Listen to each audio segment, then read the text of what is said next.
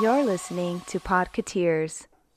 Welcome to episode 219 of Podketeers. In this episode, we recap the CHOC walk, and I know that we say this in the episode, but thank you all for your support. It truly means a lot to us that you helped us spread the word and made donations and gave us words of encouragement, even if you couldn't be at the walk itself.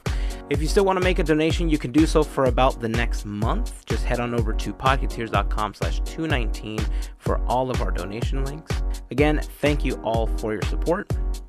We also talk about Alex Hirsch's animation talents getting a new home for the next few years. We talk Bugs Land closing and also why Disney stopped construction of their new hotel. This episode of Podketeers was made possible by the contributions of listeners just like you via Patreon. We like to call those listeners our Fairy Godparents, but they've called themselves the FGP Squad. You can become a part of the FGP Squad for as little as $1 per month, but for a contribution of at least $5, you also get the exclusive Fairy Godparent button as a thank you for your support. If you would like more information about becoming a Fairy Godparent of our podcast, head on over to podketeers.com/FGP.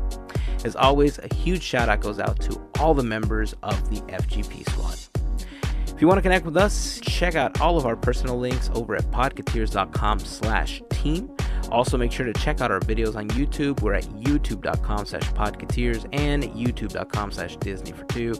And as they say on YouTube, smash that subscribe button 2018 style and ring that bell icon for notifications when we post new videos. And that is it. Let's get this episode started. Here is episode 219 of Podketeers.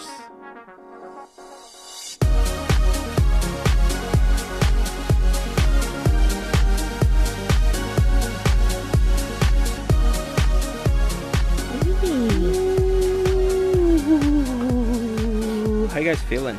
A little sore from that long walk we took. Still achy. Yeah. You know, my watch, there's this big discrepancy between yesterday and today. Mm-hmm. Yesterday, it says that I walked, I don't know, like 16,000 steps or something like that, like close to 17,000. And I looked at my watch today and it said 505. So I think my watch is broken. Nah. Our legs are broken. Are you sure about that? Because it seems like there's something wrong with it. I don't know. Sounds pretty accurate to my experience. It does. Yeah, the CHOC walk is always fun. And so before anything else, I do want to take a moment to thank everybody that took a moment to donate to Teamboat Willie's efforts to raise some money for CHOC. This year, we did set a goal for $5,000, which was essentially what we raised last year. So we were just trying to match what we did. But we ended up raising $1,960. Nice. Awesome. That's not chump change. No. You know, that is certainly money that is going to go to very good use by the Children's Hospital of Orange County. So to everybody that took the time to donate, to all of the members of Teamboat Willie, of course, Gavin, Melissa, Disney42, FGP Albert, our buddy Jesse, FGP Alexandra, our good friend Sarah and her mom, to our friend Courtney, thank you all. You know, for walking with Teamboat Willie and helping us make a positive impact on this world. It was awesome. It was amazing. I'm looking forward to our next event. Absolutely. It was so much fun. It was, I feel like I showed up and did my job as a rookie. I feel really good about my performance. But I got to say, that early morning start, and we all had late nights the night before. Yeah. I'm sure for the people that joined us, they were like, who are these zombies we're walking with? And I apologize for my exquisite zombiness on that morning, but I did have a great time. Can we just talk about what happened with your donation pool? Because from the very beginning, Gavin was very much about being the rookie sensation and taking after his mentor, Lightning McQueen, and really coming up from behind and winning the Piston Cup, you know, like a champion does in Radiator Springs. And so Gavin, for the longest time, was kind of hovering around $40, $50. And then it just kind of sat there, and he got worried. I remember him telling me, "Oh man, I'm not getting any donations. It's really slow." And one of the things that I admire about Gavin is his hustle. All right. Yeah. His hustle is there just like Melissa's. And all of a sudden I start seeing these drawings pop out and these like coasters. They're like, yeah, if you bid on this, you're entered to win this. I was like, oh my God, he's going to get some donations for this. Next thing we know, okay, Gavin comes up from behind in like the last 2 days right before the CHOC walk, and he raised $415 on his own. Wah, wah, wah. Yes. That was seriously. awesome. Bravo. In the clutch. Dude, seriously, that is the prime example of turning left to turn right. You did it. You won the Piston Cup, buddy. I'm so proud of you, man. Your first time out for Teamboat Willie, and you knocked it out of the park. Well, it was a Right? learning Rockstar. experience for sure, and I feel like we're going to be able to do even better next year. And by do better, it's not for us that we're doing it. We're doing it for CHOC, of course. And Right. it was cool to see. I was blown away at the turnout of the CHOC walk. So I'm just thinking about our team. We made a great effort and we pulled together an amazing amount of money. And I just looked around at the thousands and thousands of people that were at the walk and thought, if all of these people did even half of what we did, holy crap. Good job, everybody. Yeah. That was insane. Absolutely. I mean, there are so many teams with tons of members. I mean, the Disneyland AP group itself is so huge, and each one of them does their part to bring in as much money as possible. And a lot of them had similar approaches as to what you did, right? They would auction something off, something that's in the park, especially when it's a collectible item that is just difficult to get for people that are not in Southern California. And like you said, it was a learning experience. Last year, there was also the charm of it being our inaugural walk and, being a part of something that just kicked off and being part of something historic. And I'm saying historic, especially for Podketeers, because it was something that was talked about for so long, and to have that impact, on our first time out, I think was just so admirable, not just by our team members, but also by all the people that connected to our cause and were able to donate last year. I think the same thing happened this year, right? But I know that there's a lot of things going on in the world right now that some people can and can't donate, but regardless, we raise a lot of money and it's for a good cause. The next event that we're going to be doing is going to be, I want to say it's in November. I'll have more details for you in the upcoming weeks about that. But we're going to be raising money for cancer research because you know what? Cancer sucks. Word. And anybody that is suffering from that disease or has suffered from it and is now in a remission state, you guys know, it's not something that a person goes through alone. It literally affects the family, the friends, and everyone around that person. So we're going to raise some money to try to eradicate cancer from this world, and that's going to be coming up soon. As far as a learning experience for this one, Gavin, I think you had the right approach. We either create custom items that we auction off, or maybe we get some of those collectible things that we've seen in the park that are just difficult for people to get. And the proceeds from those auctions and from those things that we sell will go towards the donation pool. Right. I think that is a good way to approach it. I mean, I'm super thankful for everybody that donated towards my personal goal. But I feel like I could have raised more if I had something to offer. Yeah, that may be. I think it's a good vehicle to use when trying to raise money for something else. So yeah, I think we'll definitely be able to offer more things for the next one and the next one, and that's kind of how we'll proceed. And yeah, I'm excited to see what we can do. And like you said, everybody's got things going on. I know that my followers on Instagram are a super positive, making the world a better place group of people.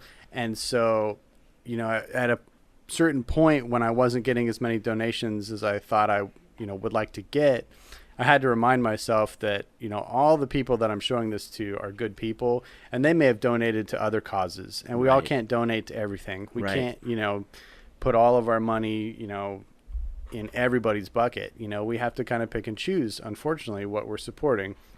So yeah, super thanks to the people who contributed to our cause. And I think that's what it is that if we keep a positive attitude and we focus on, hey, we're trying to help where we're trying to help, not pull impressive numbers, or Right. It's fun to have friendly competitions internally and say, I'm gonna beat you this time, but that's not what it's about. And I love Teamboat Welly. I think it's such a cool thing that this podcast is doing, and it's one of the most exciting reasons why I was elated to get the chance to join this team and be a part of stuff like that. So I'm excited about our next thing. I was going to say, I wanted to say thank you to a lot of people. I mean, I know I'm not going to have names, but I've had many people not be able to donate, but they helped with even liking or sharing the links. I've even had text messages saying, you know what, have fun at the walk. I'll be there in spirit. I mean, things like that really add up, and that really helps the team as well, because you're cheering us on, and all of that. I really appreciate every single thing. So thank you to everybody who helped us out one way or another. Absolutely. To echo a little bit about what you guys said, I had some text messages from members of the team last year that couldn't make it out this year because they had other obligations, and completely understandable, right? This is the end of summer vacation. People are just going back to school. They're spending money on school supplies, on their kids, school uniforms. That's why we completely understand. And the one thing that I want to tell you is, again, to echo what Melissa and Gavin were saying, don't feel bad about it. Your support by liking the post and retweeting and reposting and cheering us on, that raises our morale. That makes us want to go out and continue doing better. So if you couldn't make it out this year, maybe you'll make it out to a future event. We're not holding a grudge or anything. Like, we love you guys. We love your support, and we truly appreciate it. So like I said, it's our attempt to try to make this world a better place. And if we can have any tiny impact, that's what's important. So. Agreed. Okay. So, so our feet hurt. Feet, hips, legs, everything. Yeah. I realized that I need better insoles in my shoes. I mean, I got some pretty decent. Make a difference. Yeah, I mean, I got some pretty decent walking shoes, but yeah, look, 2 years ago, you guys remember when I did that Biggest Loser challenge? Yes. At work? Okay, so I learned a couple of things from that thing. One of them was, I'm never doing that again. Okay? And I'm not doing it again because I can't do it. Because I realized when I did that competition that I have it in me. I do have everything it takes to be able to lose the weight. The harder part was keeping it off. And at the end of, this was a 90-day competition. The worst thing that happened in that 90 days was it was so unhealthy for me to lose 72 pounds in 90 days that I was hurt by the end of the competition because I hurt my back, I hurt my ankle, and I could barely move by the end of it. I mean, there were days that I was killing myself and just, taking painkillers to get through a 15-mile walk to try to win that thing. And I totally lost sight of why I started it. The whole reason I started it was because I wanted to be better, health-wise. I wanted to lead a better life as far as how I was eating, minimize sugar and all that stuff. And literally for the first month or so, that's how it started. I felt great. I felt I was making positive changes. And then at every weigh-in, I started to believe wow, I can actually win this thing. The farther along the competition went, the more I pushed myself because I got in my head that I could win it. And I lost sight of the whole just be healthy thing, which is what I started. And so yesterday's walk reminded me by the end, I was so tired. I needed water. I felt dehydrated, which is fine, right? Everybody gets dehydrated walking. Yeah. But the way that my feet hurt and my lower back was hurting, I just thought to myself, man, if I had a little bit more conditioning, I don't think I would have felt as bad as I did. And so it really wants to shift me back into that mindset where even if I make it a weekly goal, to walk the 15 minutes a day that I was walking before, pretty much start where I started, square one. Follow the same type of plan with the exception of the competition aspect, because I think that's really what killed it for me. The fact that there was a prize on the line is why I lost sight of what my actual goal was, and that was to be healthy.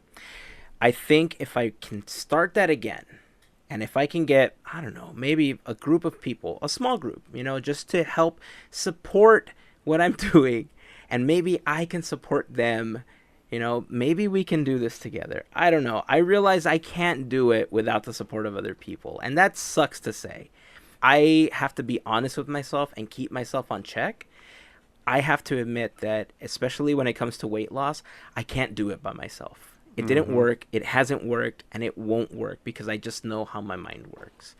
So the idea is, I don't know how I'm going to do it, but maybe we'll set up a Facebook group, or maybe we'll set up like a forum on the Podketeers website. But I want to give it some cheesy name, like Podketeers Fit. I remember joking about that, some time ago.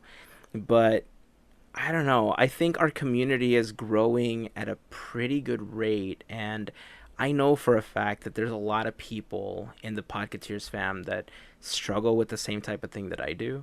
And so if we can support each other, I think we'll all be more successful.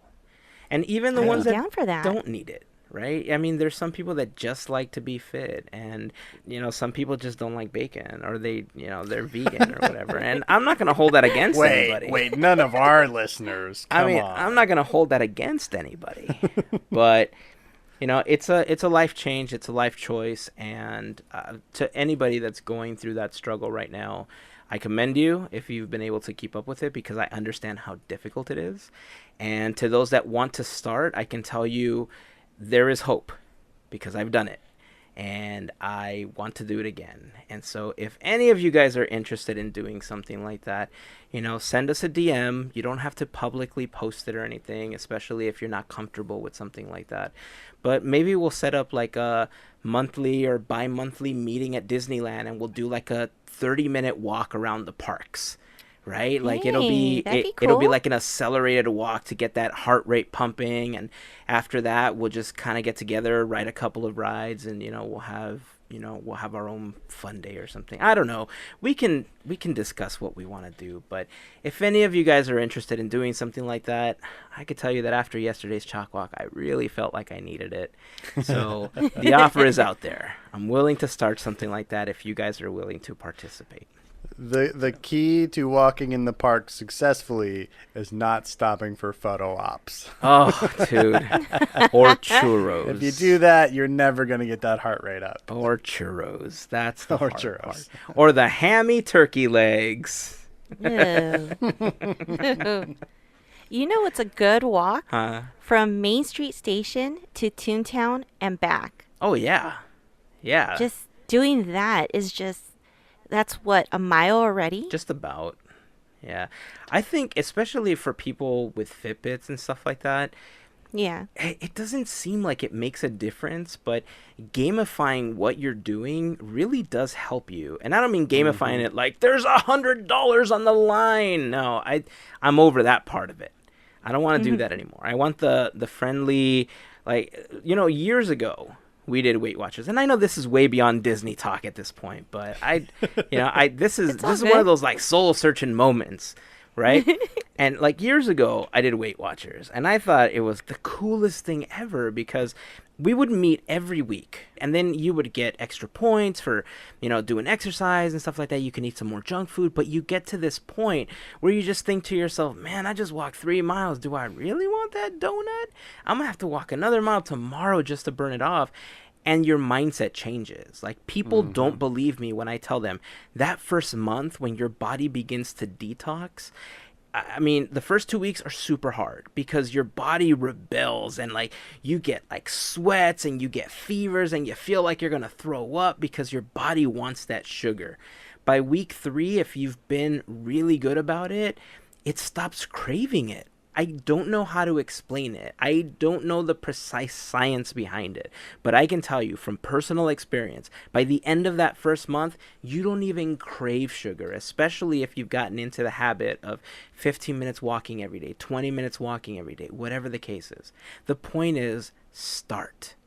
5 minutes, 10 minutes, whatever you can handle. Walk up a flight of stairs. Make it a point to walk up one flight of stairs every day. Trust me, by the end of the week, you'll notice a difference. And it does help.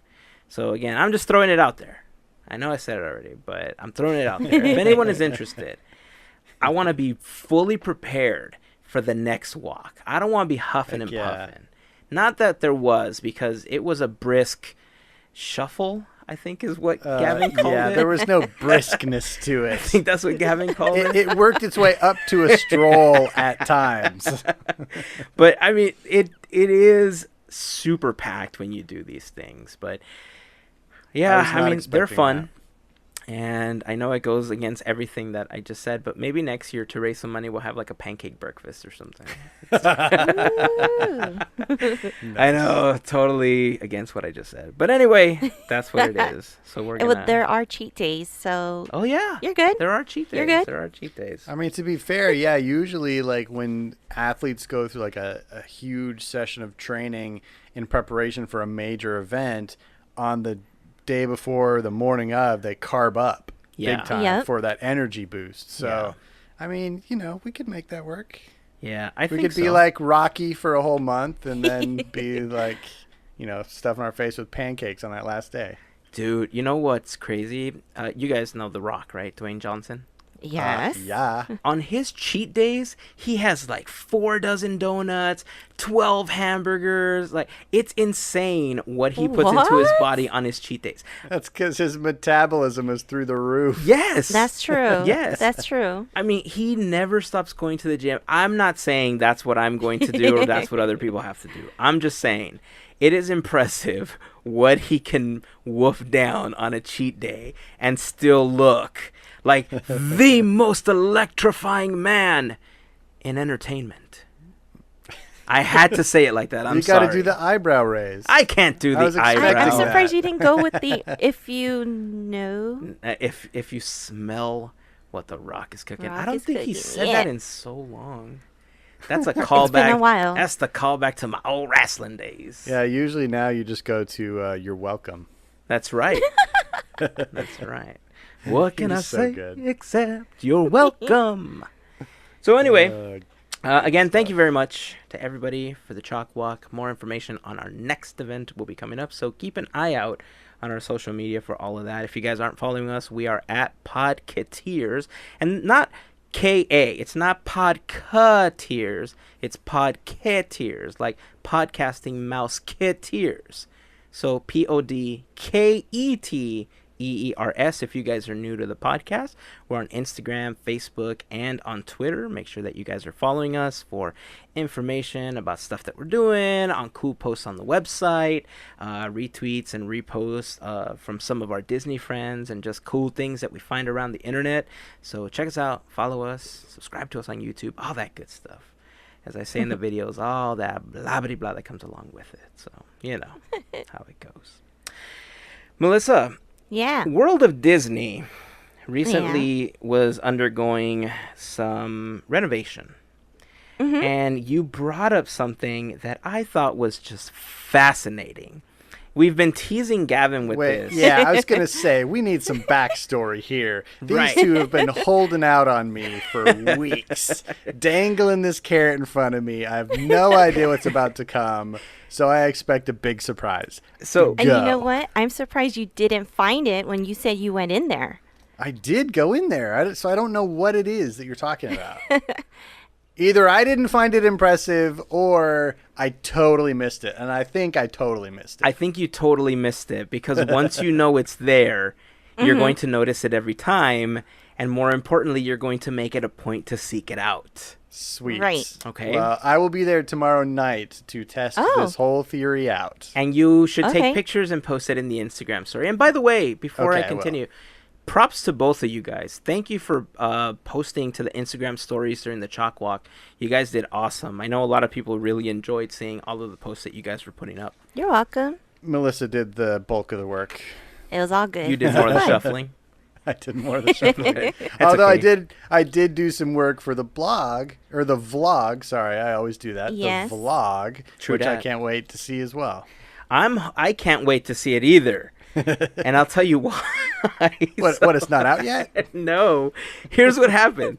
So we were gung-ho about vlogging the whole thing, and I remember every year that we've done the CHOC walk just thinking, man, there's all these cool facts about CHOC throughout the park. We should read them out, like let people know about what happens, and and we kind of did it for 3 of them.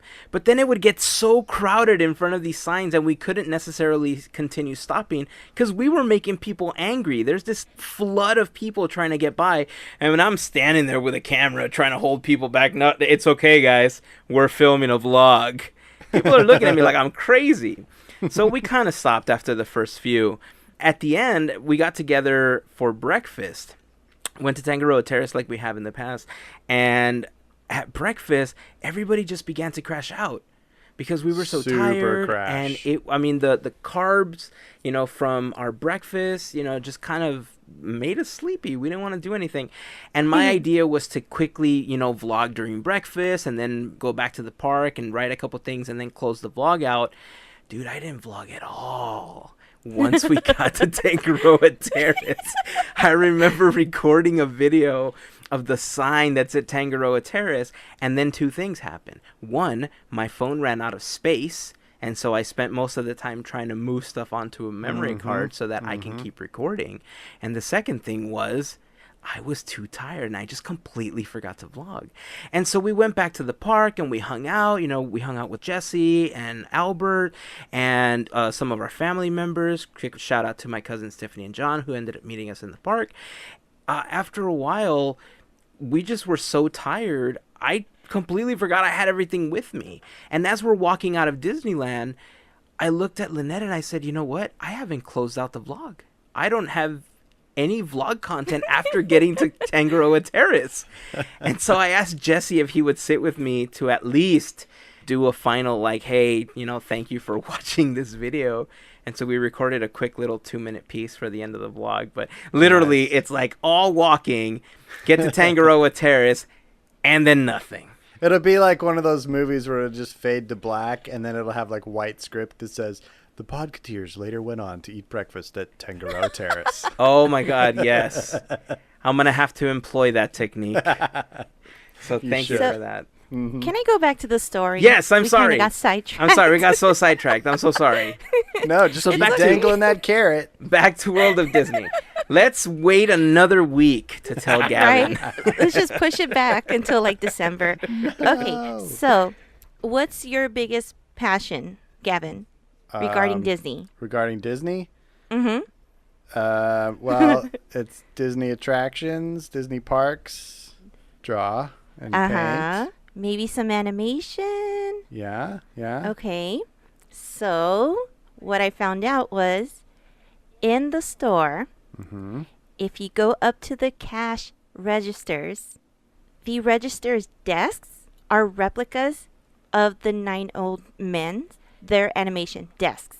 And Like on top their of the desk, specific desks? Mhm. Because I did notice that they looked like animation desks with the flat files and everything. so if you look on the desks, Uh-huh. you'll see their art on there. Really? Yes. See, I should have bought something. I never bought anything when I was in there. And I did not know of this until I was with Jill, and she went to go buy something, and I'm looking, I'm like, oh look, Maleficent. Hey, Hitchhiking Ghost. Hey, what's going on? And the cast members told us that they're replicas of Oh, the desk. man. And that I'm is like, so cool. this is awesome. So I'm trying to take pictures, and I'm like, I don't want to keep taking pictures of the. I kind of felt weird, but I would have done it's it. really. I'm not going to feel weird. I'll do it. I have some, and I was stopping just- people at CHOC walk. That's hilarious. You know what's funny? I did notice those, but I only looked at them from afar. I was like, oh, that's kind of cool. They kind of made them look like art desks from animators, but I didn't realize they were that specific and detailed. Uh-huh. And when I was there, after you'd kind of told me there was something to look for, I was looking up high. Like, I was looking at the ceilings and on the columns and on the walls. I was like, is there going to be like some sort of shadow or some kind of animated effect somewhere, or some beam of light is going to shine in and illuminate something? Like, there was a point where I just sat there and just looked at the ceiling for like 15 minutes waiting for something to happen. Like an idiot. Oh. After dangling it in front of Gavin for 3 weeks. No joke. We wanted to talk about this 3 weeks ago, and every week we just kept forgetting to bring it up and kept forgetting to bring it up. So Right. I think once you see it, I think right now, the fact that you were staring at the ceiling was like, oh, that's what I missed out on. But when you're there, you're going to see them, and I know your face is going to light up like a child. Oh, yeah. I can't wait to get a good Yeah. look at them. If I would have known that there was something more to look at those desks, I definitely would have gone up there and been creepy about it. And the cast members, they were really, really nice, and they were really excited to talk about it. So That's definitely cool. ask questions. That's really cool. So I wonder what else is going to be revealed in the second half of the store when they open that up. I wonder if it'll be just like a mirror image, like more of the same on that end. Because don't they have a bank of registers on that side too? Mm-hmm. Mm-hmm. Maybe Yeah, you'll have to so look at the ceiling for a beam of light. I probably will. Oh, man.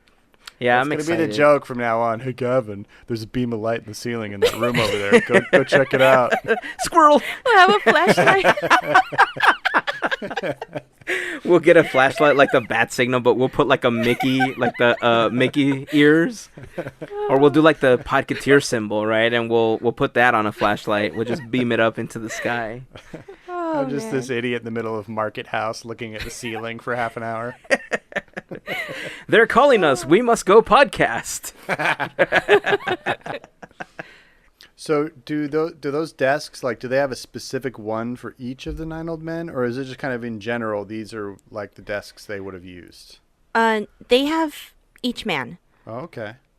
So the one that I saw was Mark Davis's Oh, desk. the man, the myth, the legend. Yeah. So when I started seeing, I was like, oh, like, it's so cool. That's I awesome. like it. Very cool. Gavin, if you do end up going tomorrow, if you can post some pictures in the Instagram story, make sure to send me copies of them so I can put them in the blog post. And Cool. at least we'll be able to show some of the desks in the blog post for the episode. Make sure to go check it out. It'll be over at podketeers.com/219 if you guys want to see what they look like. And I'm telling you, dude, once you see them, you're just it's going to be like a little kid in a candy store. Sweet. Or a Gavin in an animation desk. Right. Yeah. Speaking of animation, I did want to talk about something that just was announced today, actually. And it kind of caught me off guard. I don't know exactly how I feel about this. The news broke earlier today that Alex Hirsch, you know, our beloved animator friend who brought us Gravity Falls and also wrote and worked on Fish Hooks and stuff like that, has signed a multi-year deal with Netflix. Whoa. Yeah. Multi-year? That's multi-year. exciting. Yeah, so it looks like Alex Hirsch is going to be working and concentrating more on adult type content.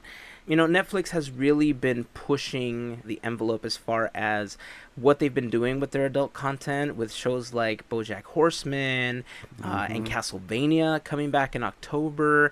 Recently, they had Matt Groening's fantasy series Disenchanted, which I know you've been Yeah. watching, Melissa. I finished it and I'm going to watch it again. Yeah, is it that good? I love it. Yeah. Is it more like Simpsons or more Futurama, or how would you compare it? It's a mix because you have the Simpsons style, but you've got Futurama's witty humor, but it goes dark. Oh, interesting. So if you like Nice. that, then yeah. Interesting. Well, like I was saying, Netflix is really pushing that adult content, right? Like, I think a lot of companies and a lot of media production companies have really come to see that adults like cartoons, right? We're in an era where, like, Adult Swim on Comedy Central and stuff like that Yeah. is huge. And these animated series, they give us that childlike aspect of the animation. Plus, a lot of animation is really sophisticated. When you combine it with a little bit dark humor and stuff like that, it appeals to a lot of adults. Right. The fact that Alex Hirsch is going to Netflix to produce that type of content, I think is a blow to the Disney company, because Gravity Falls was a huge success. And Gravity Falls is one of those animated series that's just so intelligently written, and it's so multi-layered that I think children and adults just enjoyed the series for the humor, the mystery that went along with the series. And to have someone like Alex Hirsch no longer on your roster to produce that type of content when your own streaming service is just around the corner and you're looking to produce original content, that's a huge win for Netflix, right? Right. Yeah, I think Disney does it to themselves, though. You've got a true artist and entrepreneur in a guy like Alex Hirsch, and he had to fight tooth and nail and make a deal with some other company just to get his show released on Blu-ray and DVD.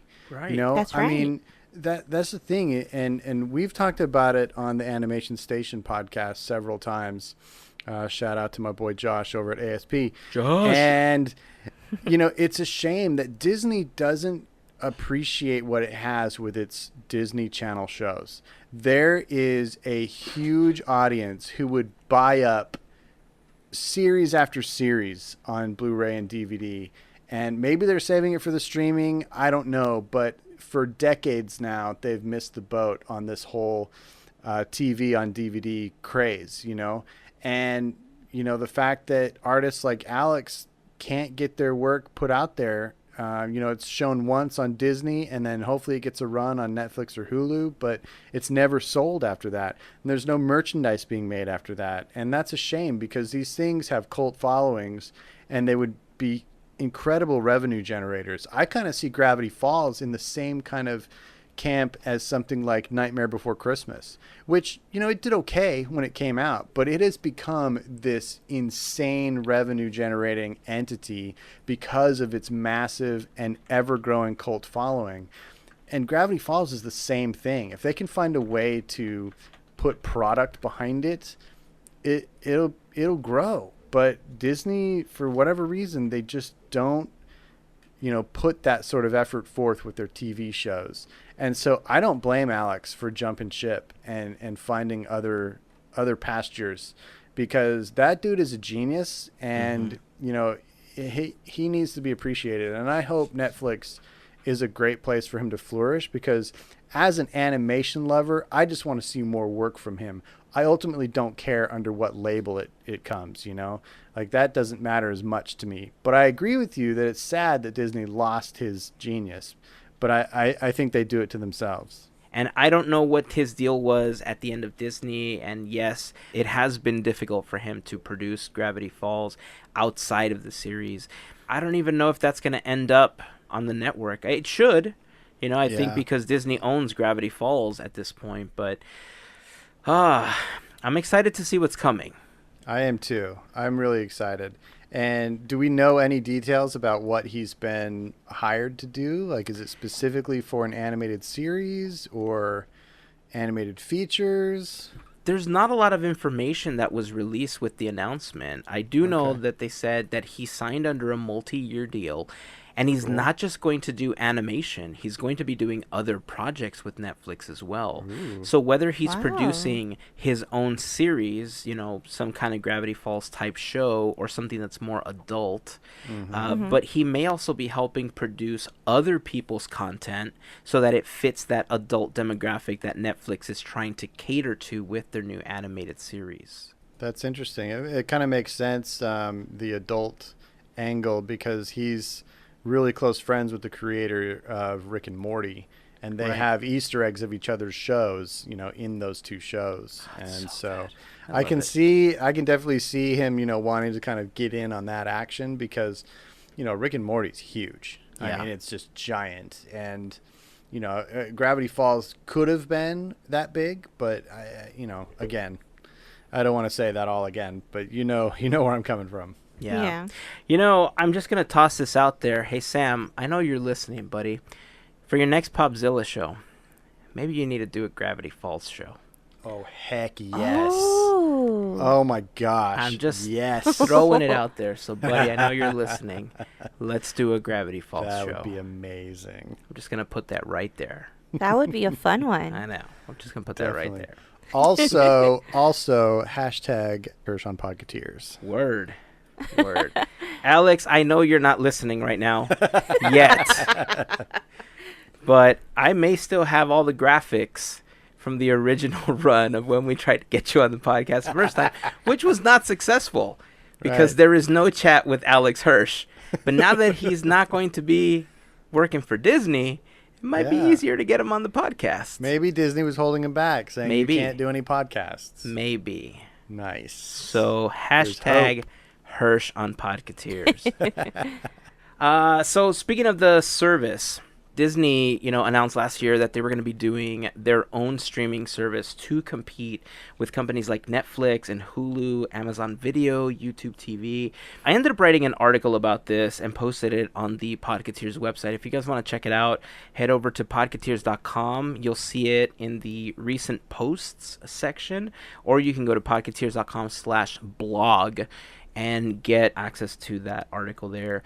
We didn't know a lot about the service last year when they announced it. All we knew is that Disney said, we're going to do our own Netflix type service. And that's where they left it. And they dangled the carrot like we dangled this animator's desk thing in front of Gavin, except much longer. Yeah. Today, there was an article by Variety.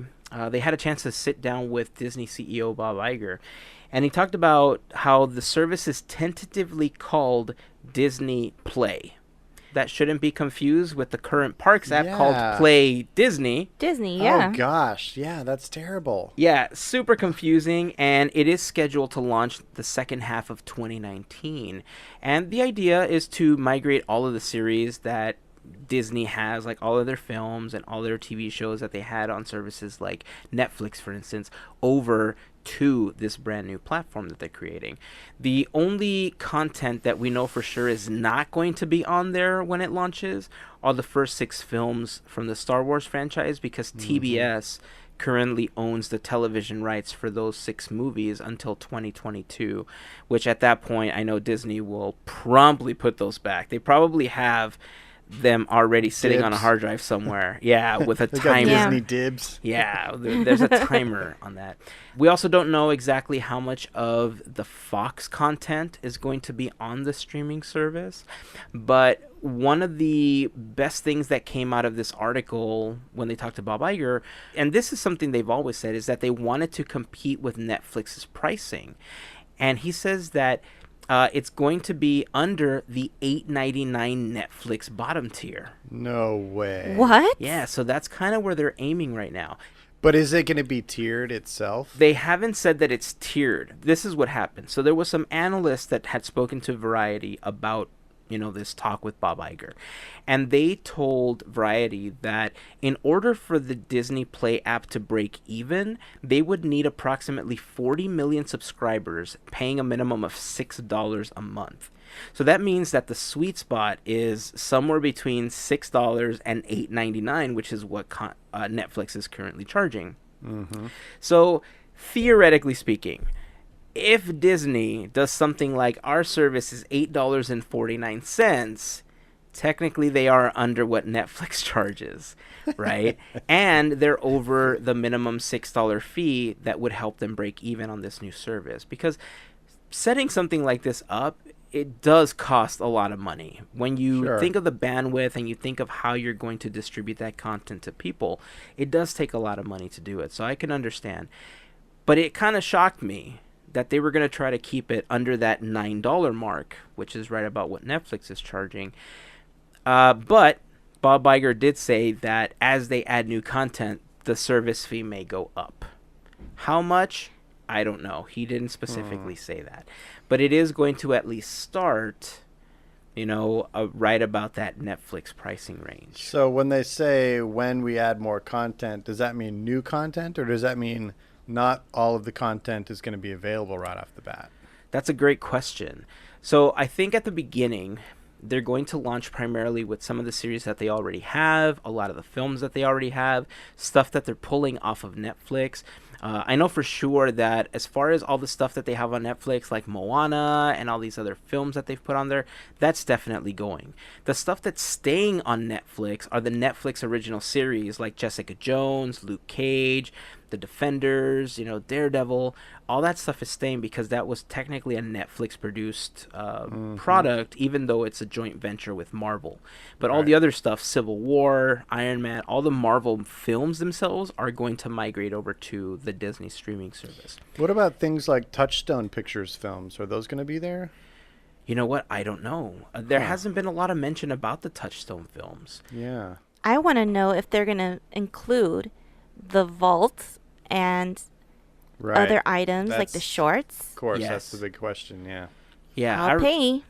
I remember us talking about that, and I Yeah. think I had mentioned that I would go as far as like maybe $20 for all of that if they went as far as including everything that's in the vault, all the shorts, all the all those I special want edition every Mickey, tins. every Donald Duck, every Exactly. Goofy, all the cartoons. Exactly. Yes. If they Yeah. went as far as offering everything in the archive, maybe not like the televised specials or something like that. Like maybe if they made those like a special event type thing.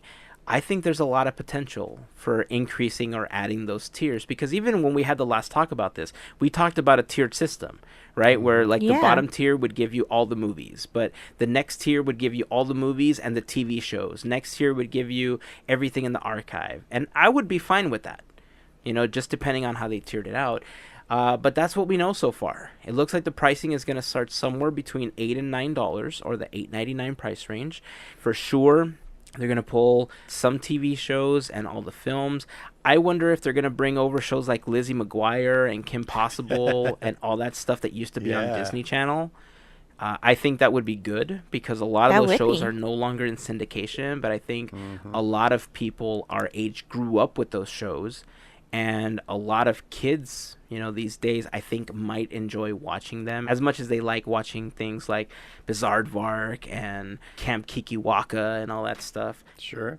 So it's interesting. I'm looking forward to what they end up producing, and it's just weird that they ended up calling it Disney Play. I agree. And it's That's so awkward. close to the app that's in the parks right now. It's a little confusing. Yeah, I agree. I'm sure it'll change. Yeah, they did say it's a tentative title, but I mean, Yeah. they couldn't come up with a better title. Okay, I have a question for you guys. Sure. Yes. Let's hypothetically say that the streaming service comes out and they're offering the entire catalog, including the vault. What's the number one thing you want to see that you can't see right now? Ooh, good question. Oh. I think the very, very first thing that I would want to see is Song of the South. I was thinking that. Yeah. I don't know if they'll bring that one out, but I mean, who knows? that would be cool. That would be cool. Yeah. I mean, I don't. Yeah, that's a topic for a whole other show. But Yeah. I mean, I'm kind of 50-50 on that one, whether or not So- it should be vaulted or not. The one thing I think I would want to see is the original Disneyland show that they had before the park opened. Mm-hmm. The opening one? No, like the weekly show. No, right? the Oh, the weekly weekly show. It show. ran for like Yeah. 2 years before it opened. Yeah. That would be something I would like to see. Yeah, that'd be cool. Yeah. I mean, stuff we don't really have access to. Right. Because, I mean, the movies, they come out, they go in the vault, whatever. I mean, I'm not saying that's not, I would want all that too, but things like that, like, that's something I would pay big bucks for. Yeah, that'd be really cool. Mhm. I think the one thing I would try to pull up first, and it would just be a total guilty pleasure, is I would love to, because I never watched it when it was actually on TV, but the new Mickey Mouse Club with Britney Spears and Christina Aguilera and Justin Timberlake and Ryan Gosling and like all the people who are like mega stars now, to see them when they're like 13 years Yeah. old. Like, I think that would be really neat to go back and look at like where they got their start. Yeah. That would be a good one. I didn't even think about that. Yeah, that's a great so one. I think I'd go there first. I don't know how long I'd last, but I definitely want to check it out. That would be your assignment. You have to watch and report on each episode. Nice. Yeah, I mean, man, those are some great choices. I agree with you, Melissa. You know, if they added all those old TV shows, especially just to kind of see how Walt's gears were cranking as the ideas for the park were coming, man, that would be so good to watch. Ah! Right, and then just go right to Disneyland so right bad. after.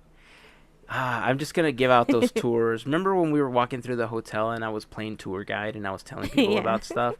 I would do that at Disneyland. I'm going to have my own walk in Hazen's footsteps. Walk in Hazen's memories of Walt's footsteps. And then we'll walk through and I'll be like, this is where I was sitting the first time I learned about Walt Disney. This is the first time I learned that people called Imagineers built this park. This is the first time I ate a churro noticing the Main Street Loop and how amazing the soundtrack was. So, coming in 2021, Hazen's walk in Walt's footsteps as he remembers it, even though he probably won't because he's got a bad memory sometimes. Patent pending. Maybe we should work on that title, buddy. Is it too long? Is that what it is? Among other things. You know what? I think that would make a great blog to have our earliest photos at Disneyland. Ooh. I think that'd be fun. Yeah. I've got an awesome one with my little brother and Mary Poppins when she's wearing just her regular outfit, not the Jolly Holiday outfit, which she's always in now. Wow. But the gray and navy blue with the red button. Oh, my gosh. It's so cool. It's one of my favorite I've pictures. ever seen her in the other one. Well, I mean, this was in 1986. So, yeah, it was awesome. And it's one of my favorite pictures. I wish I was in it. It always works out like that. Is that your older sibling? Little brother. Oh, little brother. Wow, Yep. I'm surprised. Usually it's the older ones that are in the photos. Well, I think maybe even as a kid, I wasn't really into the character pictures. Huh. Just not my bag. Aw. Interesting. Although I did take 2 character selfies on the CHOC walk, which You I made was, up. I was kind of proud of. I was proud of you for doing that. Way to go, man. Way to go. I'm slowly getting there. Dude, by next year, you're going to be like, oh my God, when's Tiana coming out? Oh my God, where's Facilier? Ah, where's Pinocchio? Did you see Pinocchio and Geppetto? I didn't. Where were they? They were I in don't remember. Fantasyland in front of Monstro. You know what? No, because I was looking to the right at Alice and Yeah. Mad Hatter. Oh, I no. didn't in the see teacup. I did Yeah. not see them. No. Well, first I was looking at the princesses on King Arthur Carousel, which I thought that was cool. Word. They're really spread out, though. I think they should have had a even half dozen on there instead of just 3. Well, they usually have more of them on there. Yeah, there was just 3 there. Maybe Yeah. they were on a break. I don't know. And then I just kind of followed that same path on the side there and ended up seeing the Mad Hatter and Alice in the teacups. I don't even think I ever even looked left to see Storybook Land. No. I totally missed it. Dude, that's horrible. That's your thing, dude. Well, to be fair, I did see them just a few weeks ago at Disneyland's birthday because they were part of the 63 characters. Yeah, And- but I mean, if you stopped to do other selfies with characters, Yeah, I would I have done feel it with bad them. because Yeah. they were just right behind the little fence, right before you board the boats. Mhm. Ah, man, I should have said something. I feel I bad now. missed it. Yep. Hashtag Well, you know what? thanks, Hazen. Next year. Next year. I hope they're out next year because now I feel bad. I've never seen them out before. Really? Really? Yeah, I've never seen them out before, especially for CHOC Walk, which is why it was so surprising that they were there this time. The only Oh. character that I saw that I'd never seen before and didn't even know they were a park character was Boo. And that Yes. was really cool Oh my to see God, Boo. Yes. She looks so cute. My wife and I are huge fans of Boo. Nice. Before we had our kids, we would imagine kids together, and Boo was one of those characters. We're like, oh my God, imagine if our baby looked like Boo. She's so cute. And then we had That's 2 boys hilarious. Yep. that looked nothing like Boo. Nope. But that's okay. They're cute. You guys are cute. You hear me? Daddy loves you. What were we talking about? Yeah, how did we get back to CHOC? I can't even remember. Oh my We were gosh. talking about the streaming service. And what So the we'd streaming wanna service, watch. yeah. So we're going to keep an eye out on the information about the streaming service. I have to think that with D23 next year and, their tentative release being early fall, they're going to announce it at D23. And Sure. Oh, most yeah. of the details will be released then. And Yep. then, a month or two later is when the service will just kick off. And I don't know, maybe for attendees at D23, they get 6 months for free or something, he said, hoping that that's what Disney does for attendees. Hashtag they listen. That's right. Look it up, Bobby. Uh, oh, man, there's so much that I wanted to talk about. I don't want to not say this because, if you're listening to this on launch week, Bugs Land is closing, guys. If you haven't had a Yep. chance to go visit Bugs Land, it closes, I want to say, September 3rd. Yes. It is, right? September 3rd? Yes. Uh-huh. So if you're listening to this on launch day, then make sure that if you have a chance, go down, get a few pictures around Bugs Land, because it's going to go away. We're going to get that Marvel-themed area, in a couple of years. I mean, is there anything in Bugs Land that you guys are going to miss? The only thing that I'm going to miss, I've been missing for weeks already, which is it's tough to be a bug. But it's been closed for like a month and a half already. So that's really the thing you're going to miss the most from there? Oh, absolutely. Yeah. I mean, it's a land designed for little kids, and I have ridden Francis's Ladybug Shuffle. Boogie. Boogie, that's what it is. I got Yes. shuffle on the brain from that 5K shuffle we did. I rode that once with some friends who have a little kid, and that's what they wanted to ride. And then I've ridden Heimlich like 3 or 4 times because Heimlich is one of my all-time favorite characters, and he's freaking hilarious. But really, the only attraction in there that I really dug was It's Tough to Be a Bug, and I thought that was a dynamite attraction. I was always disappointed that it was never full, and I've said it before, but I feel like that type of attraction is on its way out in general. They don't use any of the theaters in either park, and there's 3 of them. They don't use any of them for actual attractions anymore. They use them for previews, or if they're going to show you some short films from Pixar, but none of them are show attractions anymore. And I think that's becoming a thing of the past. I don't think people want to go to that kind of thing. And that makes me a little sad because I do enjoy that type of attraction. Do you think that putting the previews in those areas is a temporary fix because the show building's already there and it can serve that purpose, and eventually they're going to retrofit it to fit some kind of other attraction? Or, like you said, do you think it's just a thing of the past and we'll never see something like that again?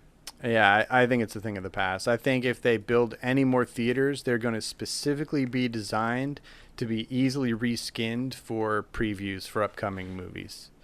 I think that's going to be what that's the only time I hear people even talk about those theaters is, oh, did you see the new, whatever trailers coming out? They don't have any currently, but that's the only time I hear anybody talk about those things anymore. And I guess a little old school. Like, I still wish I could go see Captain EO 100 more times because I loved it. And I'm going to miss It's Tough to Be a Bug. I'm glad that it's still going to exist in Florida so that, maybe one day if I go there, I can experience it again. But I don't think they'll build any more attractions like that at all. I think that vehicle for entertainment is done. And I think they'll use those strictly for previews. And I could see 1 or 2 of them going away at some point. Like, I think the Bugs Land Theater will not be a theater anymore. I know I theorized about it being an Ant-Man attraction show, but I've thought about it. I don't think they'll make it a movie type show. What if they did do a show kind of like they have on the Disney cruise lines, where they did let's say like a Jedi Academy, and they repurposed the theater for something like that? I mean, I could see them if they were to do that in Tomorrowland but that's the thing. They're not going to, because I don't think they're going to do any more Star Wars plussing of anything once Galaxy's Edge opens. Right. Because then it's going to be, why are we creating this thing in two different places? Yeah. There's the argument that that's why Star Tours might leave.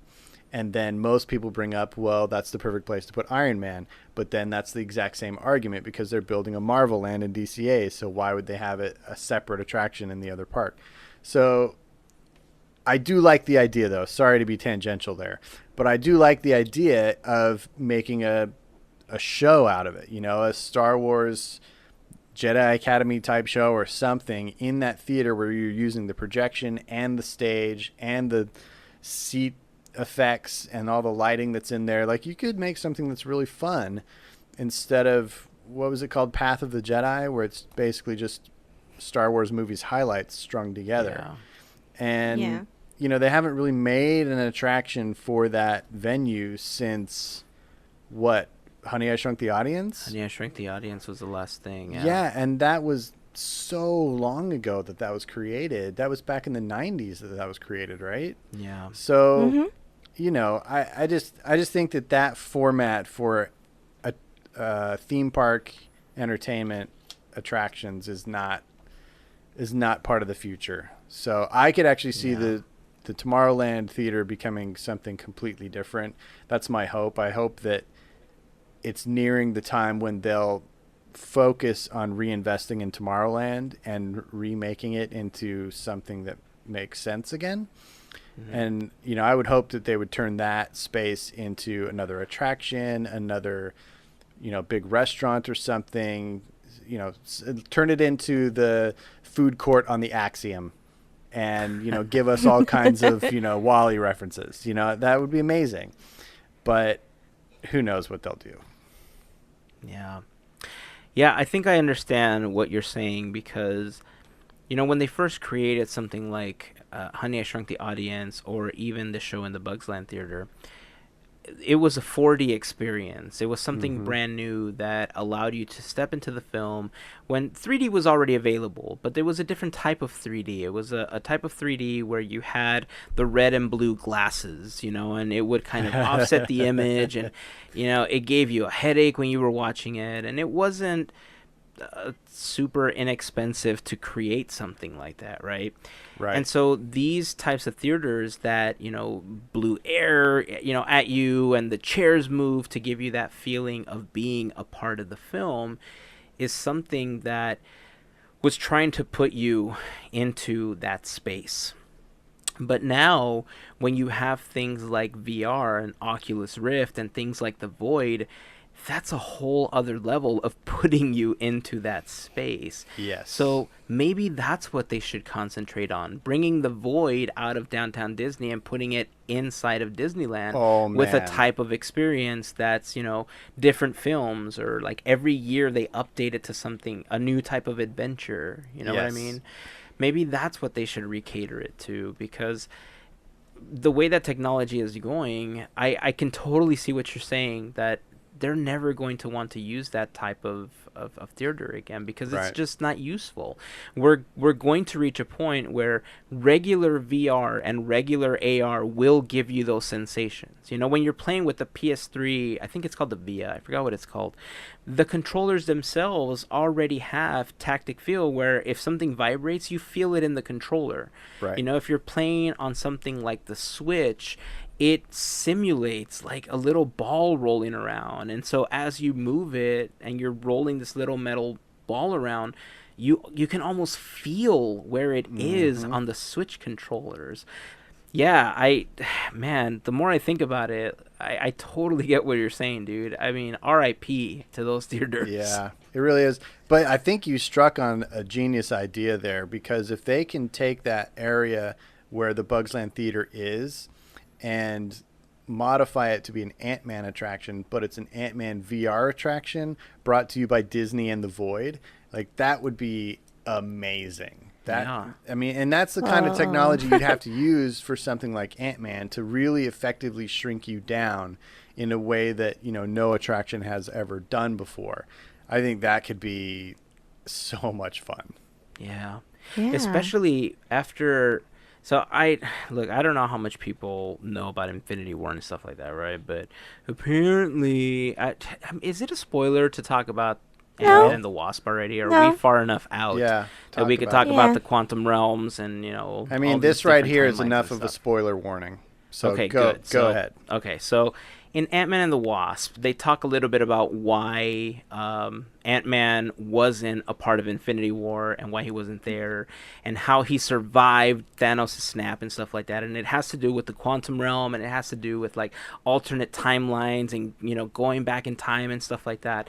If that's the story that we're going with in Ant-Man and the Wasp and going into Avengers 4 with, that VR experience just takes on a whole new level, because then, oh dude, I'm like, my brain is cranking here. Then all of a sudden, if you can time jump, imagine jumping to a time where, and I know I've joked about this before, but what if you're going through adventures in inner space and you shrink at Disneyland? Yes. Yeah. Huh? It's kind of like an homage to old Tomorrowland, and it's kind of, bringing you into new Marvel. Dude, this has to happen. Yeah. I'm so excited about this now. All right, we're just going to workshop the whole thing. We're going to Blue Sky. Okay. We're going to send it to Imagineer, and we're going to make this happen. I like it. Man, see, this is why we need to have another Armchair Imagineering episode. Right? Yes. Uh-huh. Uh-huh. So good. I was talking to Sam about coming on the podcast soon and doing another, just kind of our own Imagineering, like Blue Skying. Yeah. And he's so excited to come back on. Cool. So we It was are a lot going to of work. fun. Yeah, Sam, I mean, he's such a creative person. If you don't follow him on Twitter, you should. I mean, his Twitter handle is Cartar Sauce. It's a whole story. You should go back and listen to the episodes that he's been on. I'll link them in the blog post for the episode. So podketeers.com/219.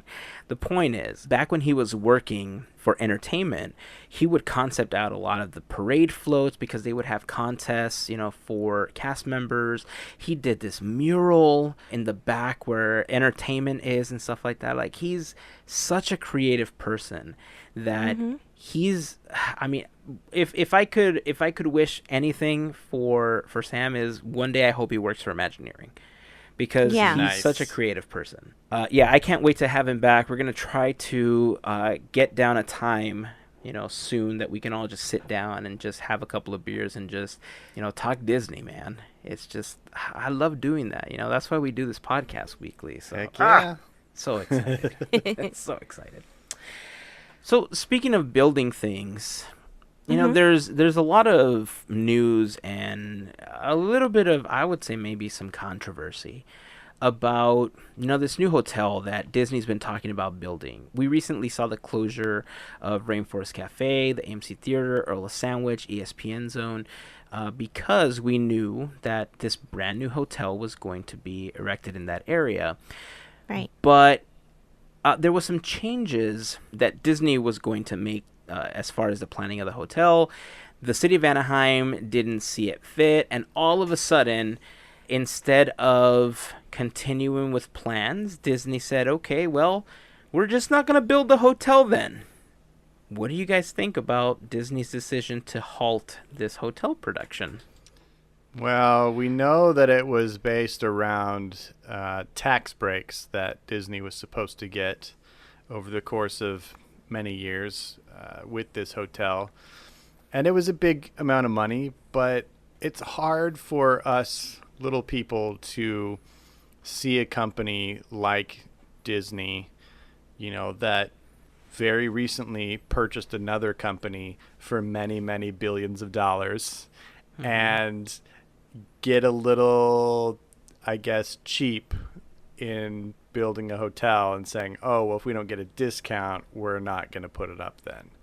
It's hard to kind of be on Disney's side in that case.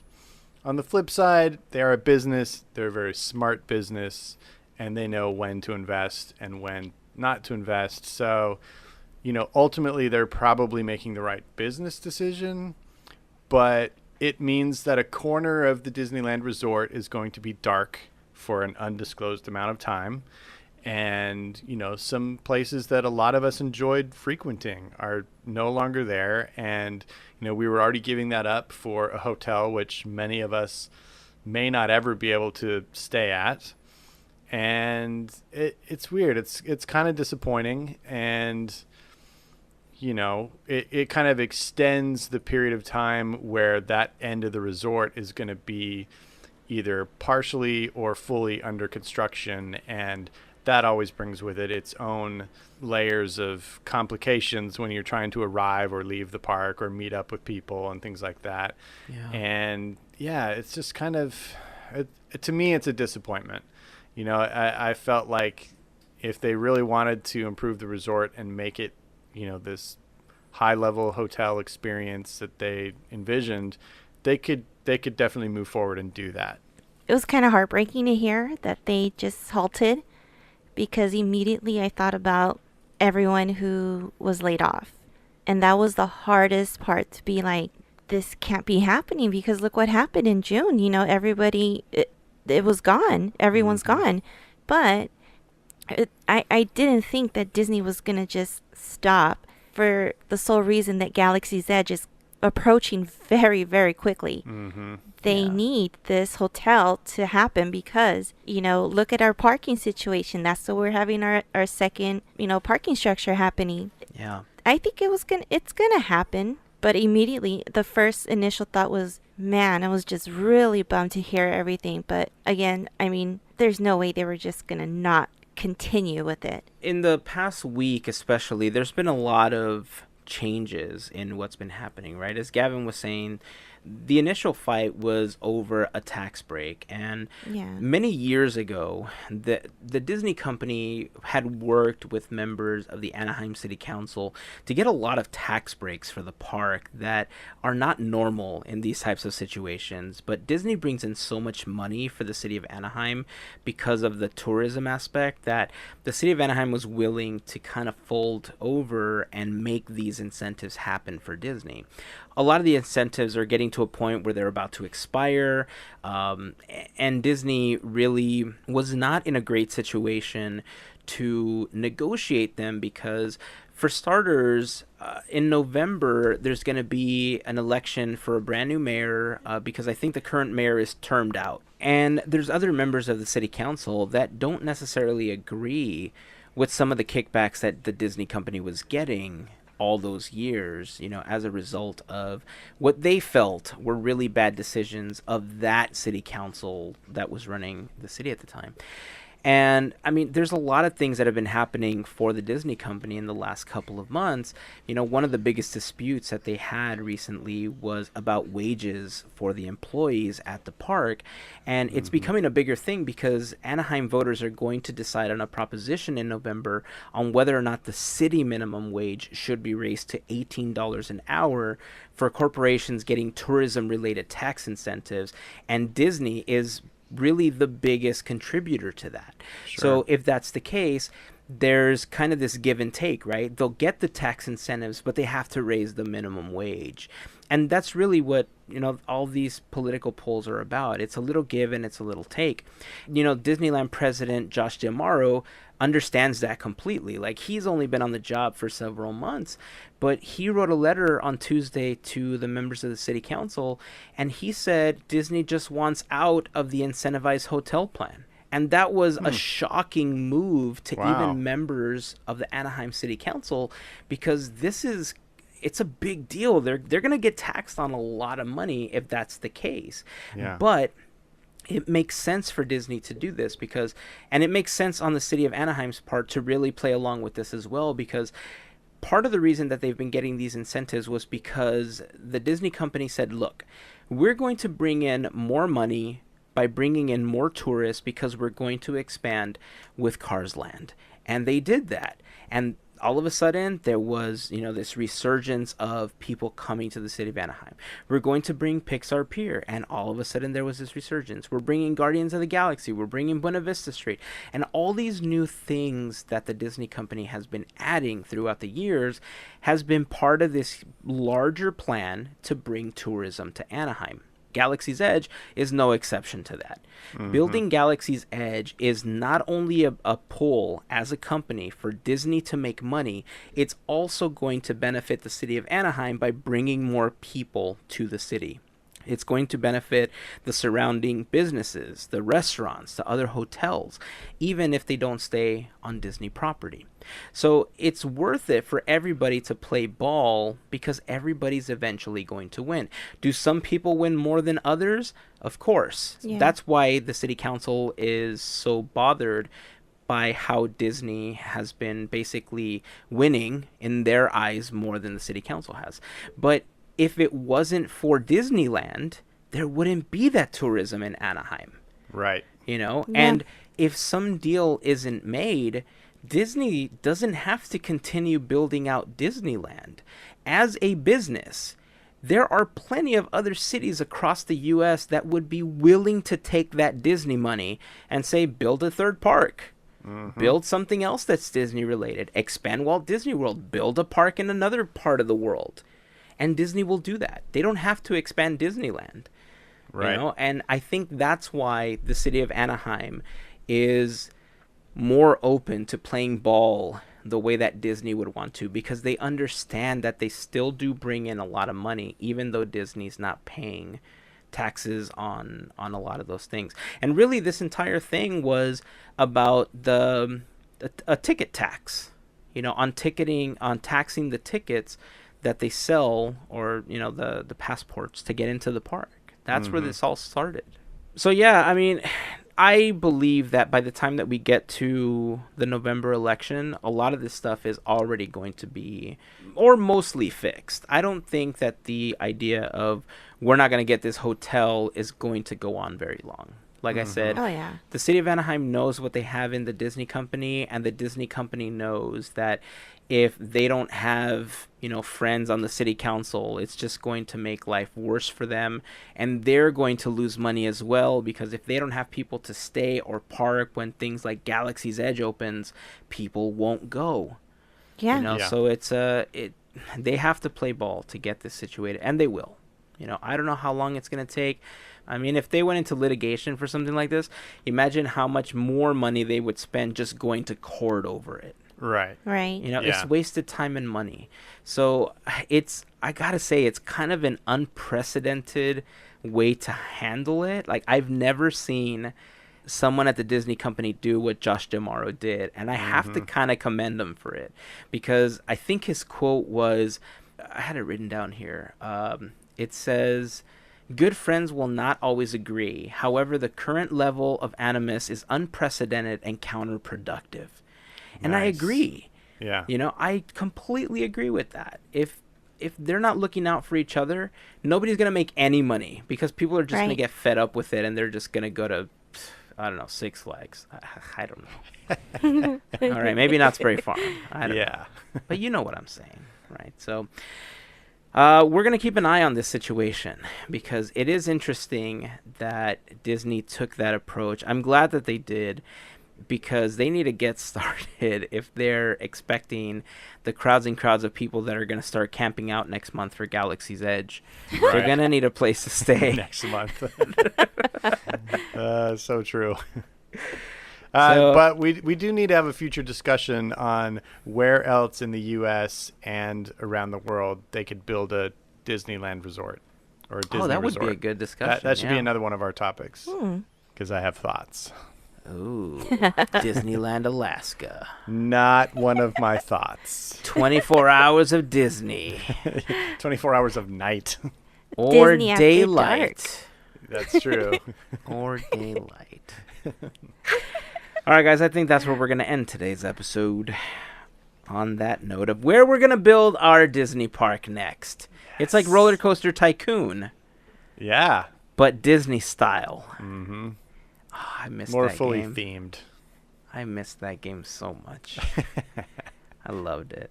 All right, guys, I think that's where we're going to end this episode, because quite frankly, I need to rest after the CHOC walk. Yes, I know that I had a whole night to rest yesterday. Not but guess enough. what? It wasn't enough. I was dragging at work so bad today. It was not fun. So yeah, I think once we're done, I'm gonna hang out for a little bit and just go to sleep. So before we wrap up, I do want to remind you guys that this episode of Podketeers is brought to you by listeners just like you. We like to call those listeners our Fairy Godparents, but they like to call themselves the FGP Squad. Why? Because they are awesome. That's why. Through their support via Patreon monthly, they help make these episodes happen, and we love them for that. If you would like to become a part of the FGP Squad, you can find more information over at podketeers.com/FGP. For as little as $1 a month, you can become a part of the FGP Squad, but for a contribution of $5 or more, you will also get the exclusive Fairy Godparent button. Podketeers.com/FGP is where you can go for more information. If you shop on Amazon, a great way to help us out is by going to podketeers.com/Amazon before your next purchase, because on that page, you can see a big Amazon button. And I'm not talking like, it's like 4 words worth. No, it's a huge Amazon button that takes up the whole page, side to side. It's just a big button. Why did we make it so big? Because at first it was just a joke. And then we realized that you can't miss it if it's such a big button. And so now we rely on the big old Amazon button at podketeers.com/Amazon. So the next time you're going to place a purchase, start off there, click the button. You'll get taken to Amazon using our special link, and we'll get a small commission as a thank you from Amazon because we mentioned them on the podcast and you took the time to go to that clickety part and go to Amazon and do that buying. You know what I'm talking about. You bought something and you're using Amazon Prime and you got it in like 2 days. And by the way, if you don't have Amazon Prime, it's amazing. Yeah, you're crazy if you don't. And on that same page, podketeers.com/Amazon, you'll see a link to sign up for a free trial of Amazon Prime. If you've never had it, try it out. Use our link. You get a free trial of it. You're going to love it. And if there's only one thing that you have to buy, you can cancel it. But at least you got it in 2 days because you signed up for our free trial of Amazon Prime. Yep. Give it a try. You're going to love it. I guarantee it. You're going to be like, I need to keep this forever because I need toothpaste tomorrow. And I don't want to go to the Target. I'm just going to order it through Amazon. Man, I'm tired. Again, if you guys want to find us on any of the social networks, just search for @Podketeers. And if you want to find out all of our personal social links, head over to podketeers.com/team. Did I forget anything? I'm sure I did. I'm trying not to yawn. Good. I think we're just all tired. I'm really trying not to yawn. I started talking faster. I know, I'm sorry. Because I'm trying not to yawn. And, I mean, I want a beer, but I can't have beer. Oh, bother. All I wanted was a beer. I'm sure he never said that. I could just imagine you're like, oh, man, I just wanted some chicken wings. Maybe a burger. Oh, no, they forgot the bacon. Okay, we gotta end this. I gotta get some rest. So, until next week, here is to beer, shoes, and Mickey ears. Have a fantastic week, everyone. Bye. Made you look.